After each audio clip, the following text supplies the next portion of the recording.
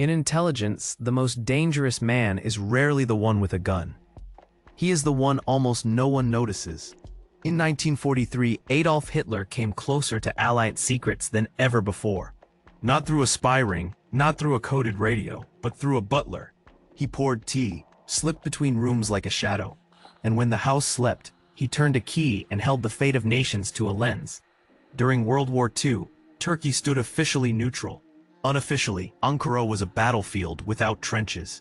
German intelligence, British intelligence, American intelligence, they all operated within walking distance of one another, trading whispers across cafes and hotel lobbies. Watching windows that watched back. Couriers vanished into side streets. Attachés smiled through clenched teeth. Embassies were fortresses with servants' entrances, and inside one of them worked a man whose job was to clean rooms, serve drinks, and remain invisible. To diplomats he was a fixture, a piece of furniture that moved. To himself, he was opportunity waiting for an open drawer. His name was Ilyasa Bazna, a Kosovar Albanian by birth, a valet by profession, and in the most delicate city on earth, an unexpected doorway into the heart of British statecraft. Bazna worked as valet to the British ambassador in Ankara. At the time, no one in Berlin believed a servant could open a war. By day he polished shoes and silver. By night, when the lights went out, he became a patient thief of moments. He learned the rhythm of footsteps, the squeak of a hinge, the breath of a sleeping house. Then he opened the ambassador's safe, removed classified documents, photographed them with a small camera, and returned everything exactly as it was. The next morning, no one noticed a thing. The papers were not gossip. They were Allied diplomatic cables, intelligence assessments, strategic discussions at the highest level, raw truth on onion skin paper. He rolled film canisters in towels, hid them in pockets, and walked out past guards who held the door for him. It was treason against silence, performed with a butler's immaculate care.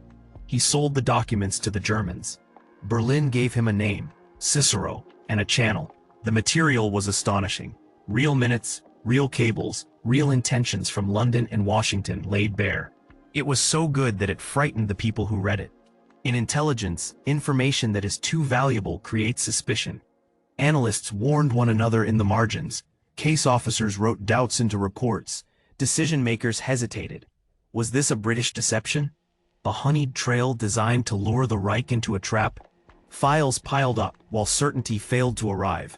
The truth looked like a trick. The simplest explanation felt like the most dangerous. Even as copies crossed desks in Berlin, the clock kept moving, and the window in Ankara kept opening night after night. Among the pages Bazna delivered were early indicators of an Allied invasion of Western Europe. Not dates, not beaches, but direction, weight, and will. Berlin dismissed them. To believe would require accepting that the British had failed at the most basic security, unthinkable to those trained to respect British tradecraft. And so they reasoned their way past reality. They called it too neat, too timely, too complete. They chose the comfort of skepticism over the discomfort of truth. Cicero was real. The documents were real. The failure was psychological, the human mind preferring an elegant theory to an ugly fact. In war, disbelief can be as deadly as betrayal. The Allies did not need to hide every secret. It was enough that the enemy refused to trust the ones they had. After the war, Bazna learned that the money he had been paid was counterfeit, forged pounds from a German operation. He had sold secrets that might have altered timing, tempered confidence, shifted choices, and was rewarded with paper that bought nothing. No monuments remember him. No medals mark his name. Operation Cicero offered a final lesson. Intelligence does not fail because secrets are stolen. It fails because the truth is not believed. Next, we meet a man who built a phantom empire and made Hitler fear ghosts.